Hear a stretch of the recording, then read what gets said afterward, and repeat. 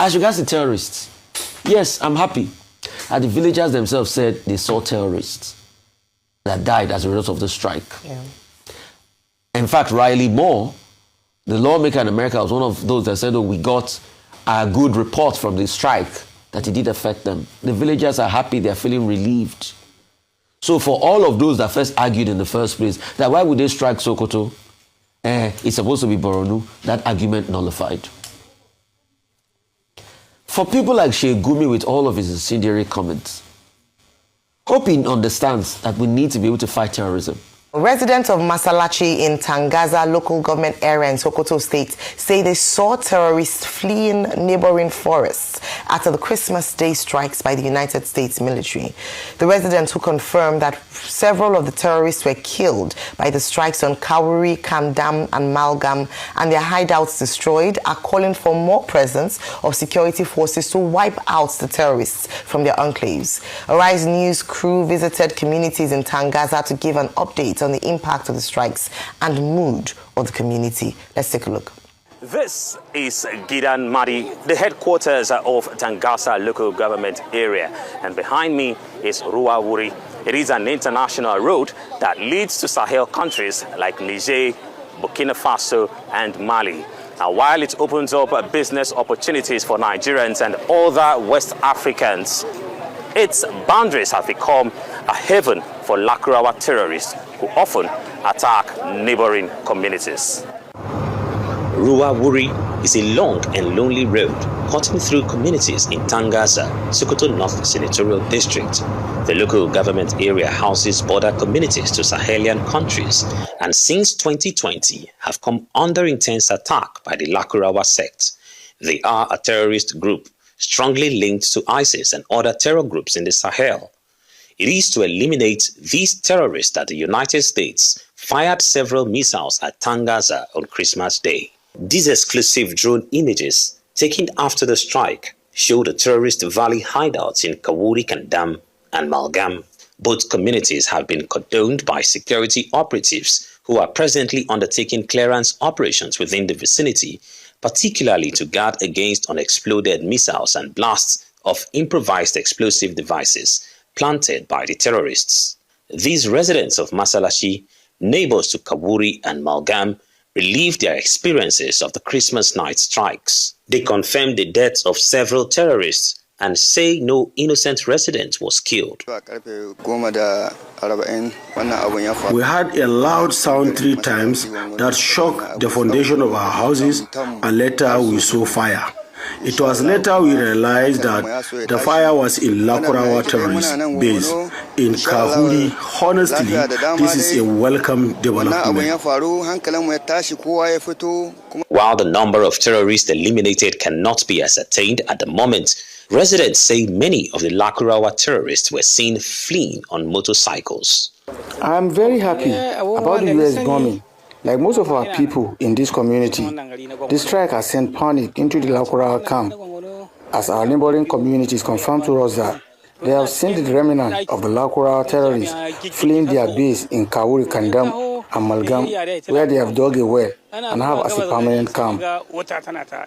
Kabir Dogo sells local herbs. He says his business was greatly affected by the Lakurawa terrorists. The activities of the Lakurawa terrorists has affected my trade. Aside selling traditional herbal medicine, I used to have a monkey and hyena that I used to entertain people and attract customers to buy my medicine. The Lakurawa killed both the monkey and the hyena and almost took my life. They have disrupted my business and make life difficult for me. While the sect holds extreme religious opinions with which they oppress the locals, it is their impact on economic activities like rustling of livestock that have had more negative impact on the people. I used to be a trader selling provision in my village, but the activities of Lakurawa in my village has rendered my community has been sacked by the Lakurawa. I was panicked by the report of bombing, fearing it may affect my community people, but thank God that did not happen. As speculations about the success of the Christmas Day strikes are put to rest, correspondents say It is time for security operatives to move in and occupy the ungoverned spaces.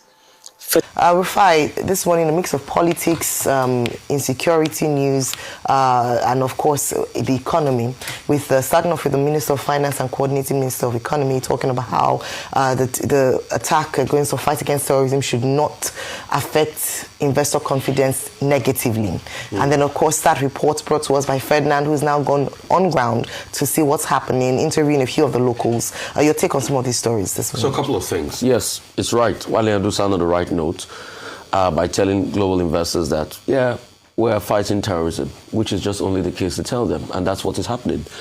We're not at war. That's a little bit dicey because when you look at it, people, when they give you the data, Nigeria has been at war for over 10 to 15 years since 2009. And there's a great war we're fighting with terrorists. But like somebody that will have to reassure investors, you have to put our minds down. But I think what is most important, and another gray area that he needs to also assure investors, is the sanctity of doing business in Nigeria, and which relates to these tax laws we're talking about. After all of the analysis, then the National Assembly says they were going to re-gazette. What we're asking for is let us see the harmonized copy that they pushed out before now and compare with the gazetted copy. So these attempts to re-gazette is just pulling wool in our eyes. In fact, some people have said it confirms that something was actually manipulated in the tax laws. The likes of Chidion and Kalu, in fact, papers like People's Gazette, other media outlets have been able to say, oh, it just shows that they're pulling wool in our eyes. Yes, Taiwo Edele went to see President Tinubu in the course of the weekend. They said we are going ahead with January. We're going ahead with something in January where there are a lot of skirmishes around. And people are asking questions that have not been answered. So if you're talking about transparency and accountability with wanting people to pay taxes, how about transparency and accountability as regards to processing? Because foreign nations or foreign parties and businesses that want to come and invest, we also have it at the back of their mind that these tax laws were shrouded in a lot of inconsistencies. And I think these are things we need to reassure the investing public about. So you just say in the National Assembly, oh, why we still look at it, we're going to go ahead and re-gazette, then you just put a wool in our eyes. We want transparency and accountability. That's why Atiku Abubakar is still making it a front burner topic. That's why other people are still talking about it. We just want things to be done properly in this country. So this attempt of, okay, let's soldier on. And for what it's worth, I hear the president is not going to be in town. He's out of town. So we just want to soldier on, push it till January, as against what the people are saying. And you say this is a democracy? You have no restraints, you have no respect for them, for their hopes and aspirations, for the level of transparency that they ask.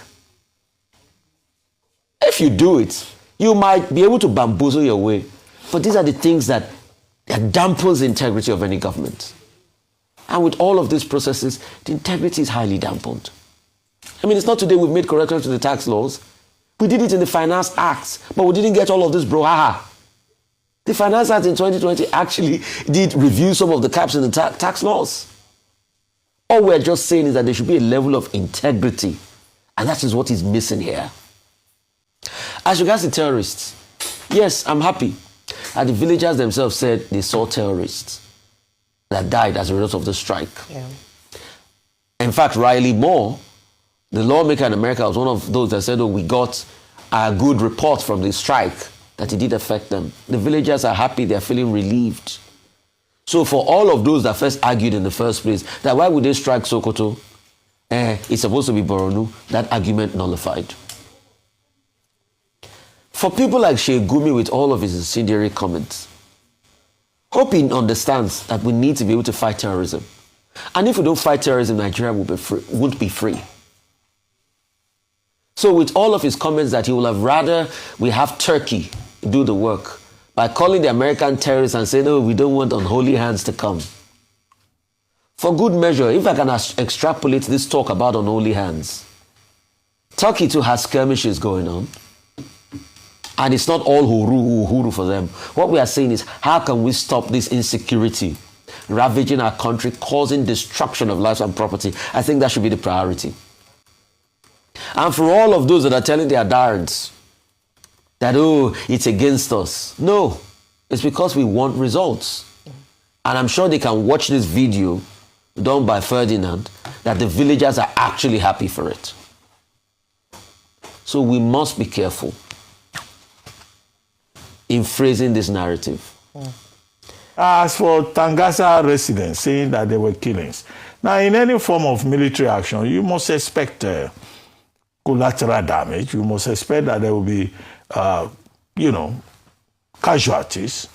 If the United States unleashed about a dozen Tomahawk missiles, Professor Mensham, in his commentary, a leading American professor of political science, has told us in a commentary, although he says America is committing suicide because America is not omnipotent, and that Nigeria should go and sort out its problems. He was saying that one missile costs about $2 million. So the U.S. will spend about $24 million, not to talk of other logistics financing, just to come and waste resources. Of course, there was prior intelligence, which they say was provided by the Nigerian government, so there must be targets. And they said it was precision bombing. So somebody coming out and say some people were killed, that's no news. In a situation like this, there must be, collateral damages, and precision strike means that there will be damages. The extent, the nature of which we still expect the Nigerian government and the American government to tell us. So it's not picking up street gossip. Tangaza residents saying some people were killed. No, that's not what we need. What we need is concrete information. Whether it is classified or unclassified, an averagely intelligent person must know that there must have been casualties.